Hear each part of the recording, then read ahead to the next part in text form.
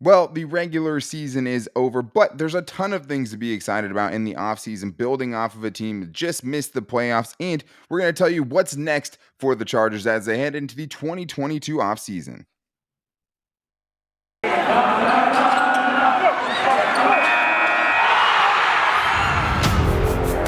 You are Locked On Chargers, your daily podcast on the Los Angeles Chargers, part of the Locked On Podcast Network. Your team every day.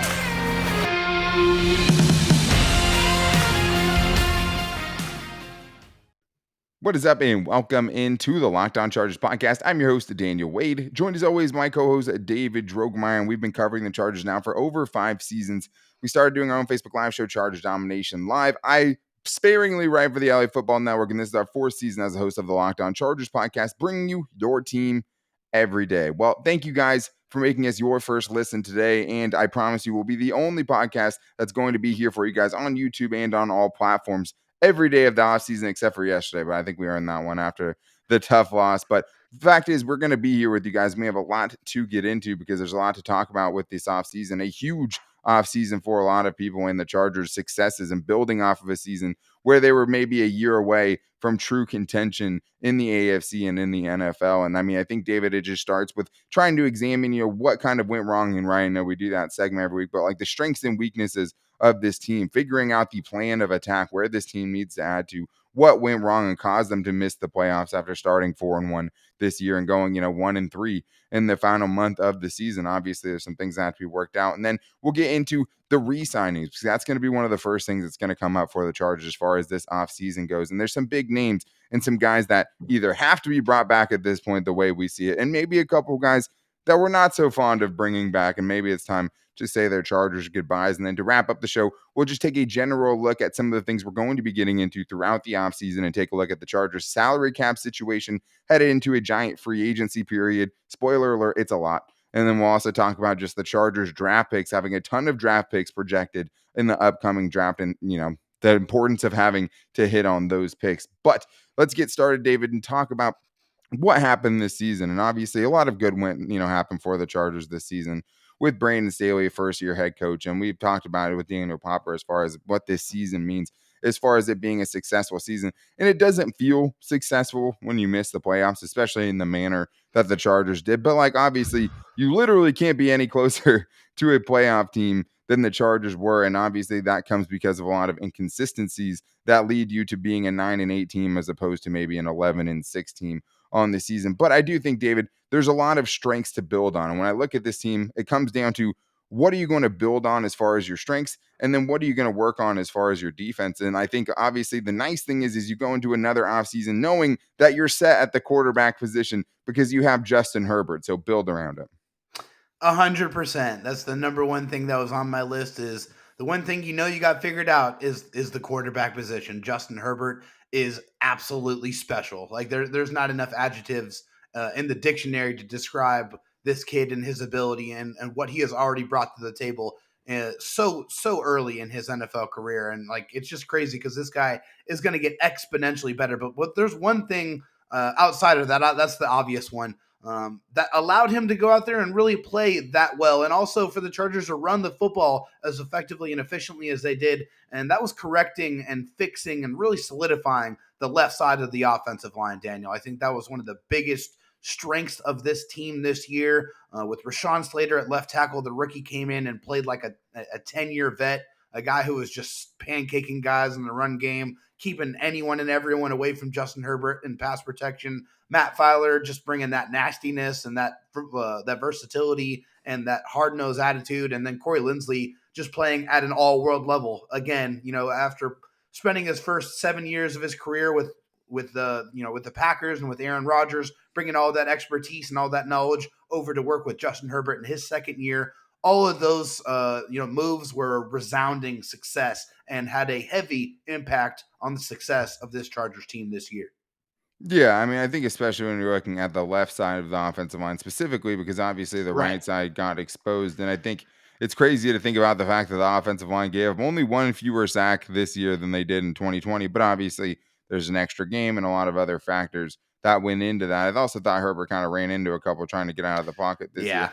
But as far as Justin Herbert goes, tomorrow we're going to have a show dedicated just to him and talking about his special sophomore season. And there's a lot to get into, a ton of great stats, and reliving a little bit of that insane fourth quarter that we were talking about before the show, where it's just like, I've never seen anything quite like that. And it came kind of in a loss. You know what I mean? Yeah. So we'll get into that. But I think the offense as a whole, as much as people, had their frustrations with the Chargers offense, they were still one of the best offenses in the league. I mean, Very you look good. at, points per drive and things like that, scoring yardage, like they're really good, and they've been efficient. I mean, their DVOA was 4th in the NFL in 2021, according to Football Outsiders. They were 5th in EPA in 2021. So, I mean, they were an efficient offense, a frustrating offense to watch sometimes, but for sure. That the running game was pretty average, 21st in rushing yards for the season, which it came from a pretty low place to begin with, right? It was a Yeah. pretty low bar that they had there. And I mean, they were 15th in yards per carry. So just around middle of the pack. And there's obviously some shortcomings at the running back position that we can talk about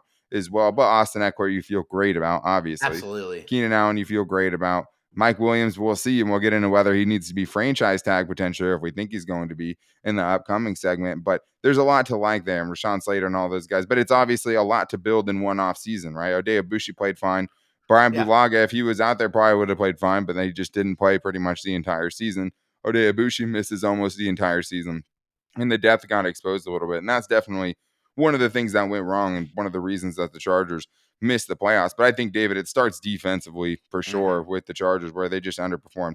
Special teams wise as well. I mean, they weren't good, but got obviously better until the last game of the season. But defensively, David, I mean, pretty much there's hard to find an argument for this being a good defense in 2021. And it was one of the biggest detractors to them making the postseason. Yeah, and then I think when you look at the defense at the apex of the problems on the Chargers defense, it's the run defense. In the interior of that run defense and that defensive line, it was a huge problem all year long. They had several guys that they cycled through there, but one guy you feel really good about, that was Justin Jones, and I'm sure we'll talk about him in an upcoming segment, but. The bodies that they had there were just not as impactful as they needed to be. And, they need to bring more bodies to that position. It was the biggest weakness. And you saw teams, opposing offenses, repeatedly take advantage of that over and over and over all season long. Well, I think the problem with the Chargers defense, too, is just like that's definitely the most glaring. And I wouldn't even put it as just the run defense, right? Because the run Yeah. defense was bad. But you also didn't get anything from the interior defensive lineman as far as pass rush either. I mean, even Right. Justin Jones with his impressive season was not a good pass rusher. Mm-mm. Jerry Tillery was the best of them, but him by himself isn't good enough, and he obviously comes with the drawbacks in the run defense department, right? Right. Linval Joseph was decent, all had a decent all-around season, but Yeah. at the same time, like, you just didn't get enough production from those interior guys. And I mean, you're talking about defense, and like I said, there's not a lot of places to look as far as what the Chargers did right defensively. They were the worst third down percentage team in the league. They were 29th in points per game allowed. They were 23rd in yards per game allowed, rush yards per game 30th, yards per carry 26th. I mean, there were sacks. They were 20th in the NFL with only 34 sacks. Even like the pass defense, which people were like, whoa, but they have a really good pass defense. Like, obviously that comes from being, a team's running the ball super well against you, obviously Yeah. makes less of a need to pass the ball.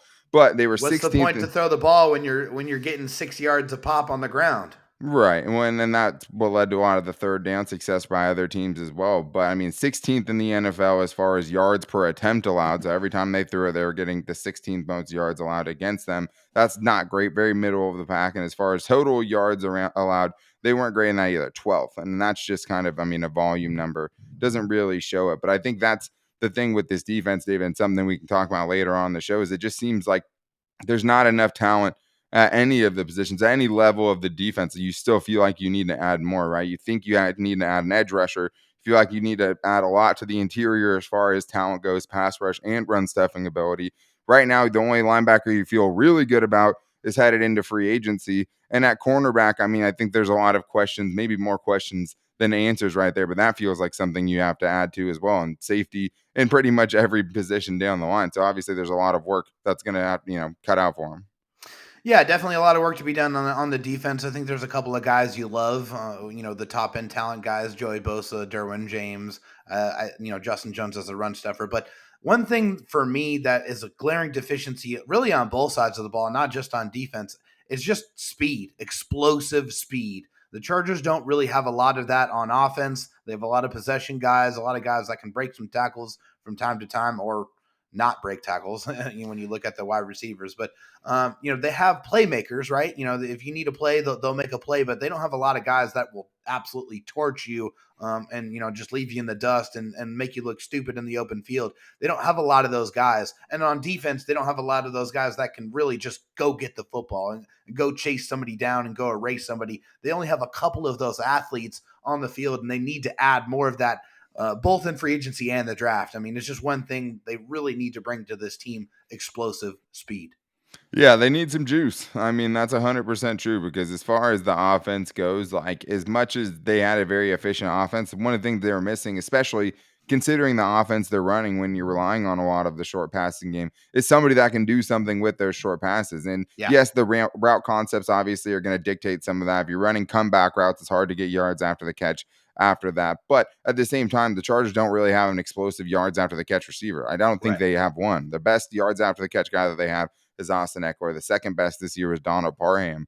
No receivers were listed where it just talked right now. So like that is something I think they need. Like obviously they can use some running back help as well. They need to solidify the right side of the offensive line. And obviously you need that guy like this year. I mean, you were looking at like a guy like Kadarius Toney. He didn't have a good, year this year. Or Yeah, Elijah Moore was one of my favorite guys. I knew they wouldn't have a chance for, but somebody that can just catch a ball over the middle and get those yards after the catch because they're just not getting it with the guys they have. So there's work to be done on both sides, but it starts with being able to bring back the players who were super important to your team this year, right? Including your leading receiver as far as receiving yards.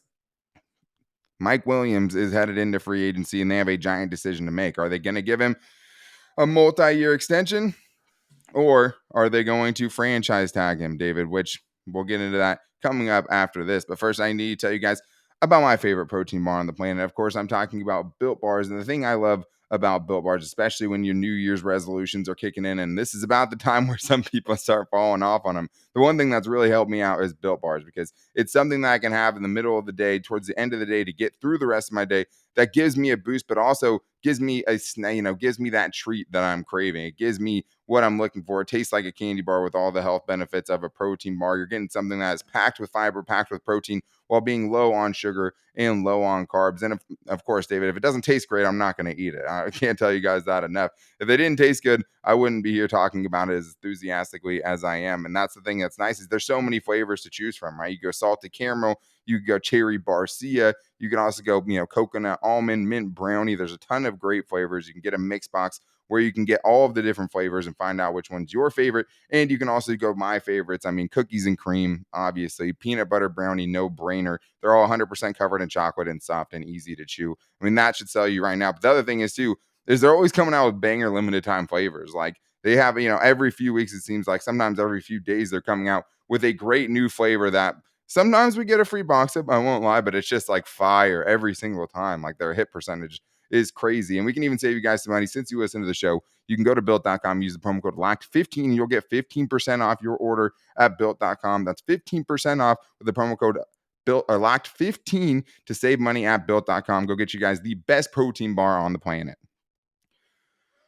All right, David. Well, as far as the offseason goes, I mean, this is definitely a dead period, so to speak. There's not a lot happening. I mean, if there was something that would have happened, it's Black Monday, right? Obviously, for the teams getting rid of their head coaches, getting rid of their GMs. And we do know that it looks like Tom Telesco is safe right now, heading into a giant offseason, right? And we'll talk about that on another day, or at least dive deeper into that on another day. But it starts with the guys that you have on your team that you need to bring back, because you're the first person that has the priority on your players. You will have a chance to give a new contract to guys before other teams get to, right? And this is huge because there's a lot of guys on the list. There's a lot of names, right? And there's a few of them that you don't know how the Chargers will replace it. There's no, next guy up on the list. And I think one of those guys that would be very hard to let go is obviously Mike Williams, because he's coming off of career year, literally a Yeah, career year. He led the Chargers in receiving yards with 1,146. He had 9 touchdowns, which is only one off his previous best at 10 touchdowns. So he still got that. And he had a career high in receptions as well by a lot. I mean, his previous high for receptions was 49 catches. This year he gets 76 catches. Previous high for yards, 1,001. He goes for 146. It's still about consistency, though. I mean, he had 3 games in a row where he had 2 catches or less at one point in the season. He had a game with only 1 catch this season. And even though he had such a great season, there was obviously still some inconsistency there to the point where you don't just automatically give him the $20 million per year deal, right? And that's the options right now because he's one of the most talented and most productive, most importantly, receivers that's going to be hitting the market. He's hitting the market healthy. He just came off of a huge game, even though there's probably a few plays he left out there, but he made a ton of giant plays as well. 4th down conversions, game tying touchdown with no time left on a low throw from Justin Herbert that had to be there, right? Like he did make some giant plays for them as well. 4th and 10 in overtime. He catches that ball over the middle and gets a 47-yard gain. So, he still brings a lot of value, and we saw what happens if he just got more targets, 39 more targets this year than he's ever had in any other season.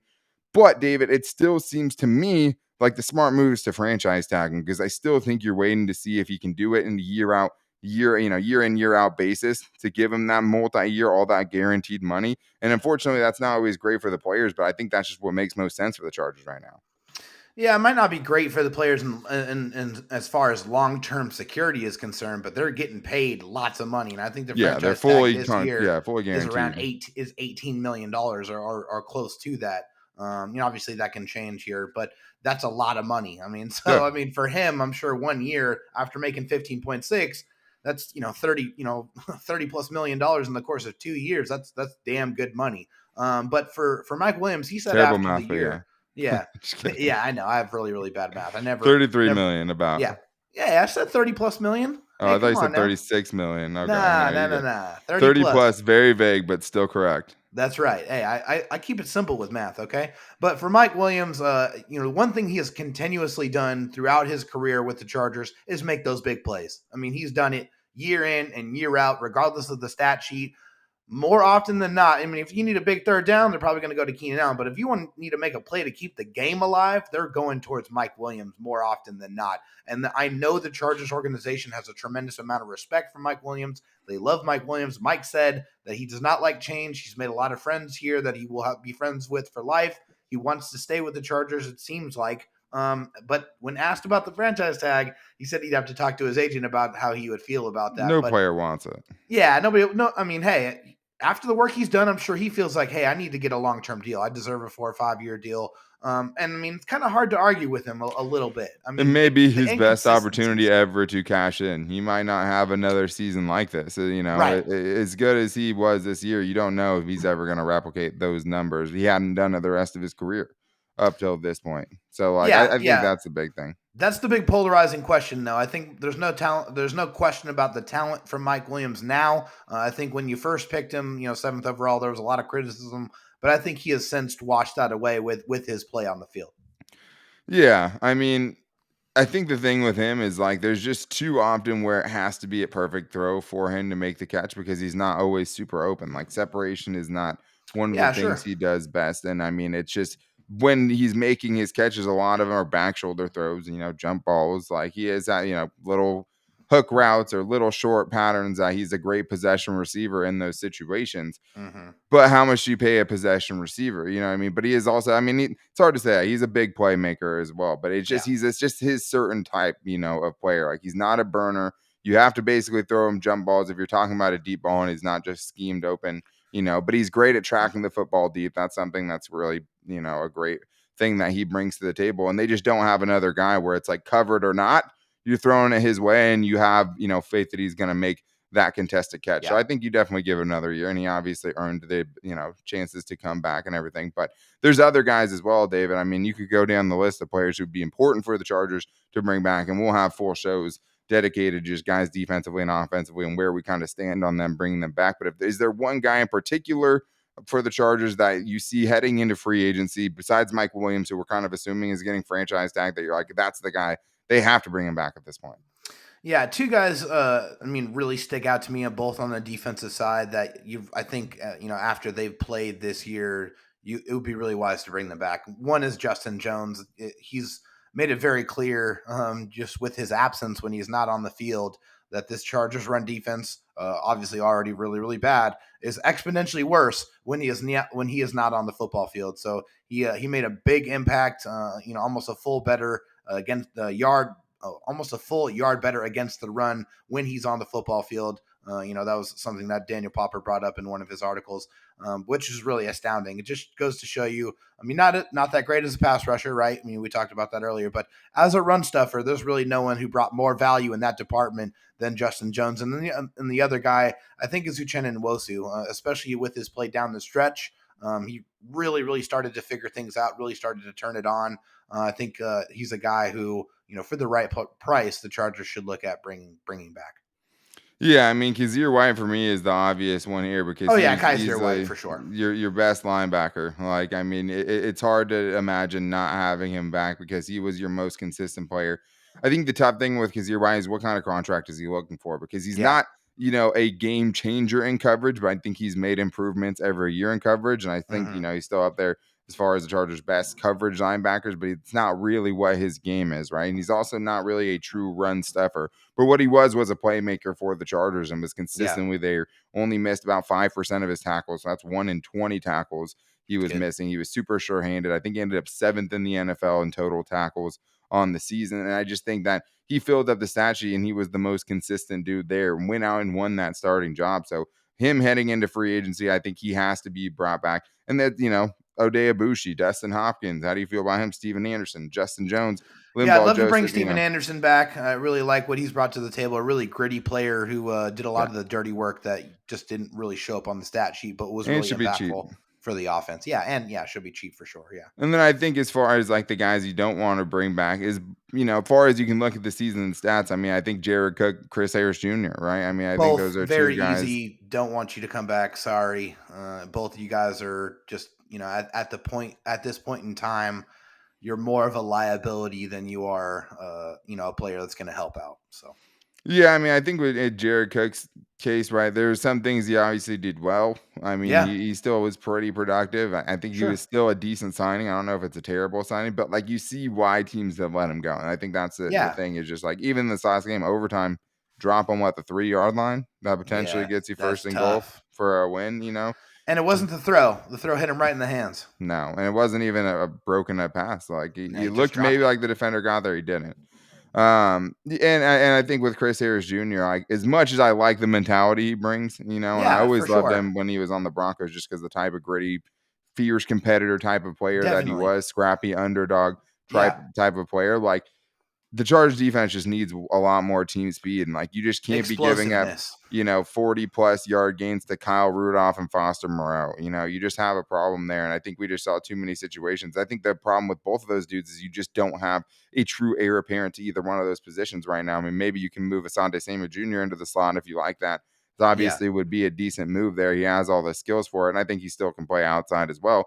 But then who's outside at corner, right? And I think that just goes in to the needs that the Chargers have. At tight end, I for mean, you sure. like Donald Parham, but it would have been really nice, obviously, for him not to have like a tragic accident near the end of the season. So you really could have seen what a full season with him looked like, right? Because I Yeah, think he was doing a lot better than the year before and like obviously has all the talent to be a consistent guy. But right now yeah, it's kind much of like improved. Ladarius Green, where like, yeah, you see all the talent there, but it's hard to say if that guy can be your number one day one starter, especially with Right. his limited blocking ability, and Yeah, that's always tough because he still had a lot of ways to come as a blocker. I don't know if he'll ever be a good blocker, but that's the thing about Jared Cook. Jared Cook really wasn't that either, right? Trey McKitty definitely came in. There's a good combination there. yeah, But I think that's the hard thing is you don't really have true heir apparents there. But the nice thing is the Chargers have a ton of cap space and a ton of draft capital that they're going to have to spend during this offseason.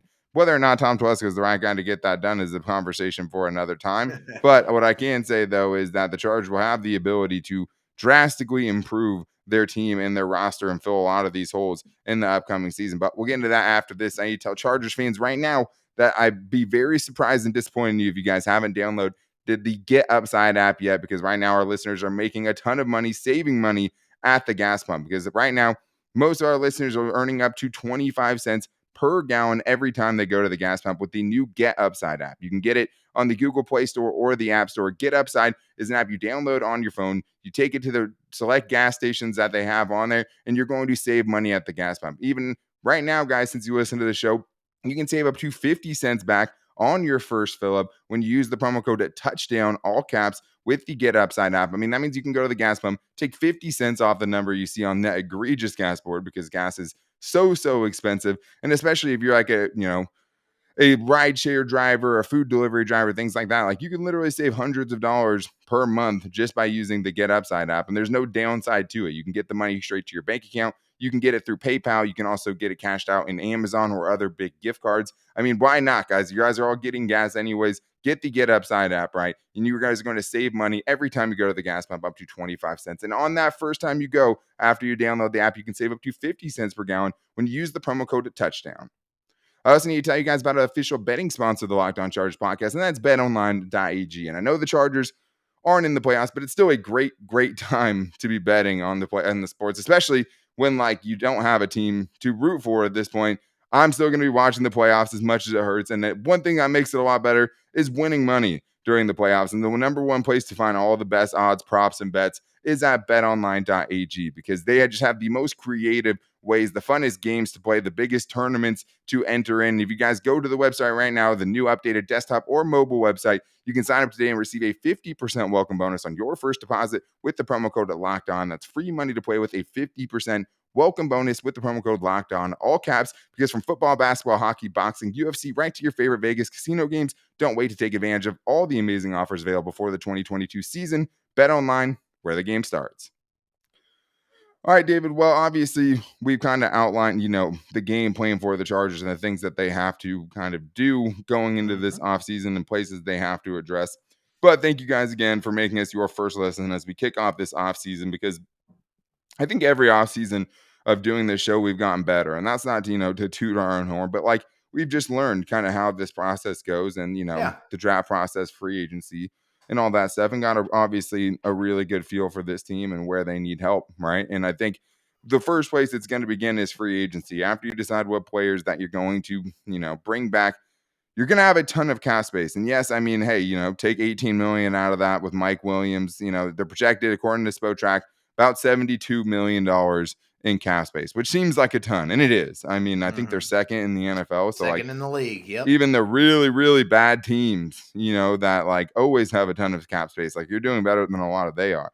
And that's one of the things Tom Telesco, Ed McGuire deserve a ton of credit for, because they don't have a lot of dead contracts. They've done a really good job salary cap wise of structuring this roster. But I think the biggest thing is, like, did you do enough with the money you had last season instead of rolling it over to add to that roster to kind of overcome some of those deficiencies you had? But the fact of the matter is, David, there's big time free agent moves that could be made by this team. And it might not be the splashiest names. It might not be a Corey Linsley, highest paid center in the league. But I think having those picks like a Corey Linsley or Matt Filer, right, especially in the recent free agency period, maybe makes you feel better about the Brian Bulagas and Chris Harris Jr.'s.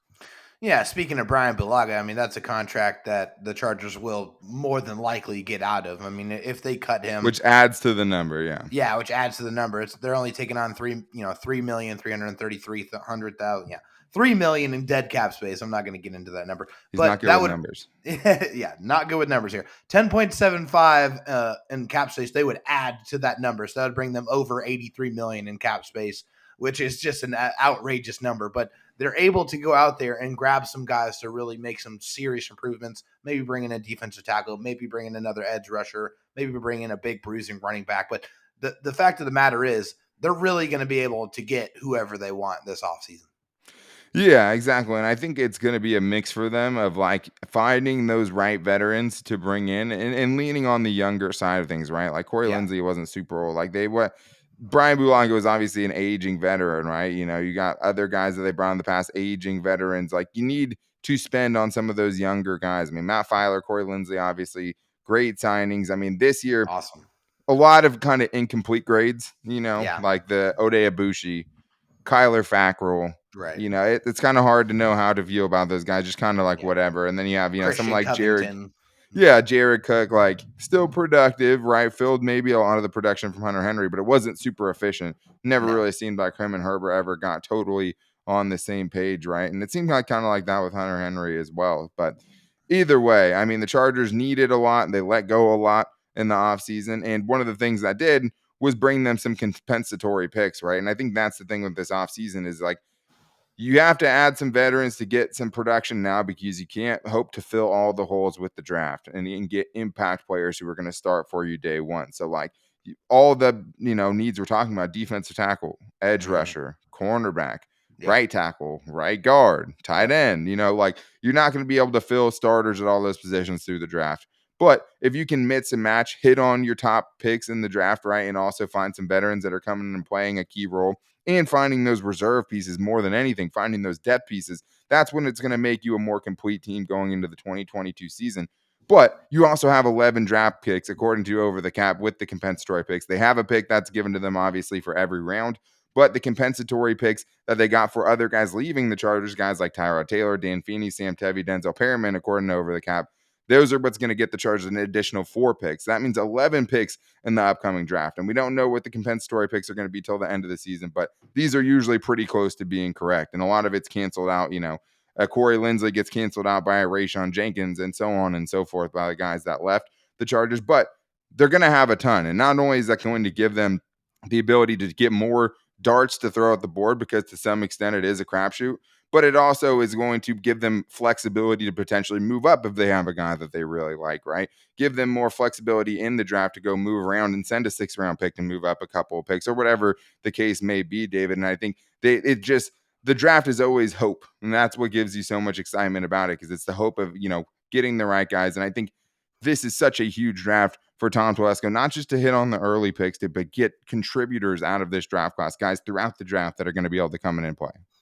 Yeah, I mean, the biggest thing to me for Tom Telesco that's been the biggest indictment is just his inability to really provide quality depth for the Chargers pretty much the entire time that he's been the general manager. And that has bleeded into the special teams units, which, throughout his tenure also have been some of the worst units in the NFL. So the Chargers really need to do a great job of hitting on those mid to late round picks and that cachet of picks that they're going to have, so that they can improve that depth, so that they can improve those special teams units. Some of those best, special teams unit teams in the NFL, they're continuously adding more and more talent to those units so that they have a fresh stock of athletes to go out there and keep those units effective. The Chargers need to do that and follow suit with this draft class. Yeah, and the special teams obviously has to be a lot better, and it's nice to see the improvements. But like defensively, you didn't really see a ton of improvements just over the season. Like, yeah, No. they got players back and played better at times, but like there wasn't anything consistent about it. So like they have a lot of guys they're gonna have to add, right? A lot of depth to the defense, a lot of starting talent to the Yeah. defense. They're gonna have to add either through free agency or through the draft, and it's gonna be a combination of both. But like at this point, we know Tom Telesco has been kept, it seems, Yeah. right? All the firings seem to have happened Monday and Tuesday after the final regular season game.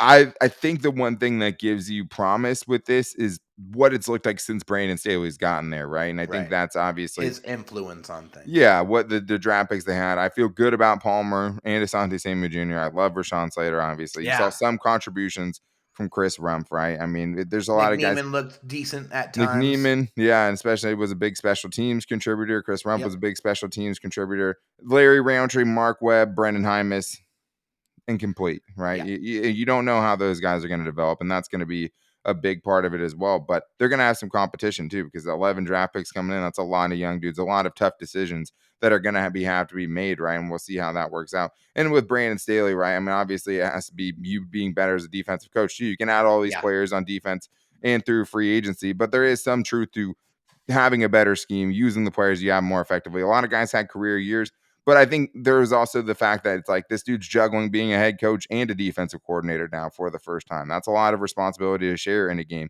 He had Yeah. called many games as the defensive coordinator and did a great job.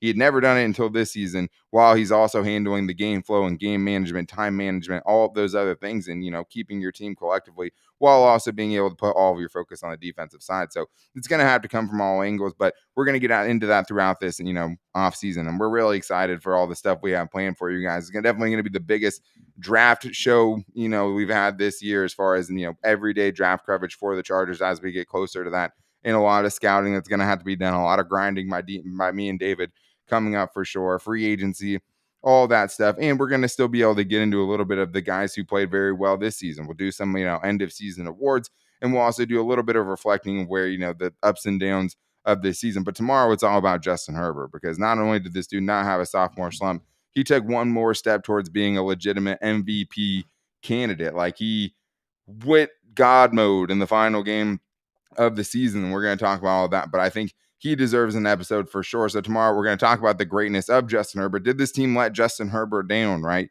How good is he going to be at this point on this current trajectory? Is he going to be an MVP of the league at some point? Because there's obviously a lot of competition there. All that will be on tomorrow's show, and we're excited to do that. But thank you guys again for listening to today's show and making us your first listen. To make sure you never miss a show, you can always find on all our social media. You can find me on Twitter at Dan Talk Sports and David Drogemeyer on Twitter at DroTalkSD. And you can also, if you haven't already, make sure to subscribe to the new Locked On Chargers YouTube channel. And thank you guys. Just hit 1,000 subscribers in a little over 2 months. I mean, it's been a really fun time to do this with you guys, to where, some of the YouTubes are doing better than even the podcast is doing. So it's just grown exponentially, and we're just really appreciative of all of your guys' support. So make sure to subscribe to that if you haven't already. Check the show out on YouTube if you haven't already. But we always love our podcast listeners, the OGs, and you can find the show for free on all platforms, wherever you get your podcast from. But you can also find the show on Twitter at Locked On LAC, our new at Locked On Chargers Instagram page, and of course our Locked On Chargers Facebook page. We post the show to all of those places every day. So it's a nice place, especially if the show doesn't pop up somewhere, you'll be able to find all the links for it in all those places. And we're going to be doing a lot of voicemails with you guys during the off season. So if you guys want to get into that, make sure to call 323-524-7924. We have some already, but we're definitely going to be leaning on those and you guys for what you guys want to hear about as well. So much excitement surrounding this offseason. It's going to be another huge offseason for the Chargers and Brandon Staley and Justin Herbert going into the 2022 season. So we'll be here with you guys every day for only Chargers daily content you're going to find. But until then, take it easy and go Bolts.